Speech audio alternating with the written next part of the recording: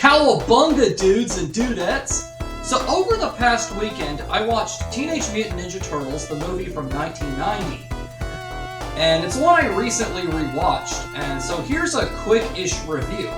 I'm Max Holland93, and let's get into it.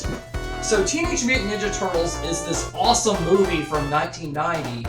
It's like a comedy action martial arts movie, and it's based off of the original comics by Kevin Eastman and Peter Laird.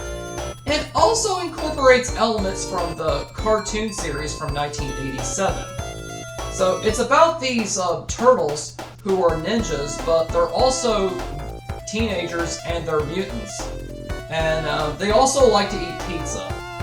It's kind of like an ongoing trope in the Ninja Turtle franchise. So their master is a mutant rat named Splinter who taught them ninjutsu, but he also serves as their father figure. And he also came from Japan, and there's kind of a bit of a backstory that I'm not really going to go too much into. But I think it is kind of common knowledge amongst Turtle fans. But the main conflict is there are crimes going on in New York. And a mysterious villain called the Shredder is behind it. And he leads an evil clan of ninjas called the Foot.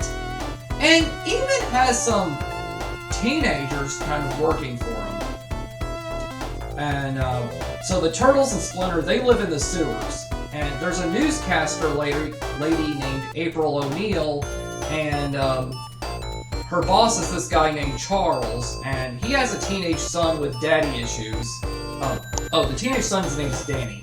And April, she gets attacked by the Foot Ninjas, and she ends up, before she ends up in the sewers, one of the turtles, okay, so the turtles are named Leonardo, Donatello, Michelangelo, and Raphael, and basically named after Renaissance painters. And Raphael, the one with the sais, he would often kind of sneak out in the sewers, but he loses a sai as April gets attacked by the Foot Ninjas, so she finds the sai, and that kind of becomes sort of a plot point, and she ends up in the sewers and meets Splinter and the Turtles, and she becomes their ally.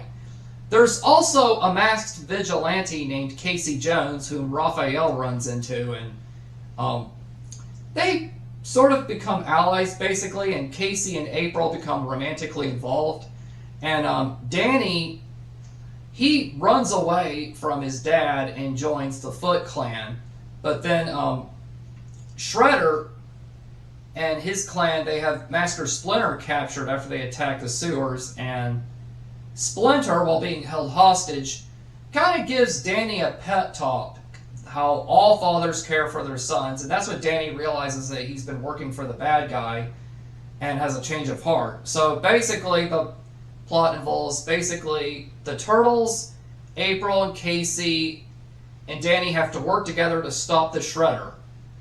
And that's about the gist of it, really. And there is kind of a twist that I'm not going to go into regarding the Shredder character, but it is kind of common knowledge, but I'll say he does have sort of a connection with Splinter and the Turtles. And yeah, it's very funny, very action-packed. It's relatively close to the original comics, and also stays true to the heart of the cartoon series, while also being a little mature in tone. Like this is a movie that kids will enjoy, but it's not really something I would necessarily recommend for kids, but because it does have some bad words. Like, I think Raphael especially, he says the D word a good number of times. And it's also kind of a little dark. So I think it's more for like teens and adults, but it's great. It's action-packed, very funny, pretty awesome, and I think it does a very good job. It does a very good job representing the original comics and the cartoon series. And personally, I think this was the perfect feature film rendition of the Turtles. This was also followed by two sequels. It was followed by two sequels, Teenage Mutant Ninja Turtles 2, The Secret of the Ooze, and Teenage Mutant Ninja Turtles 3, which the third one is considered to be the weakest of the series. The first two had Jim Henson's Creature Shop involved, and they created the the turtle animatronic puppets. So that was really neat. I think the Creature Shop did a great job there. Interestingly, this was independently produced, I believe, but it was released through New Line Cinema. Let's see, there was another TMNT movie from 2007, simply titled TMNT, and I thought it was pretty good.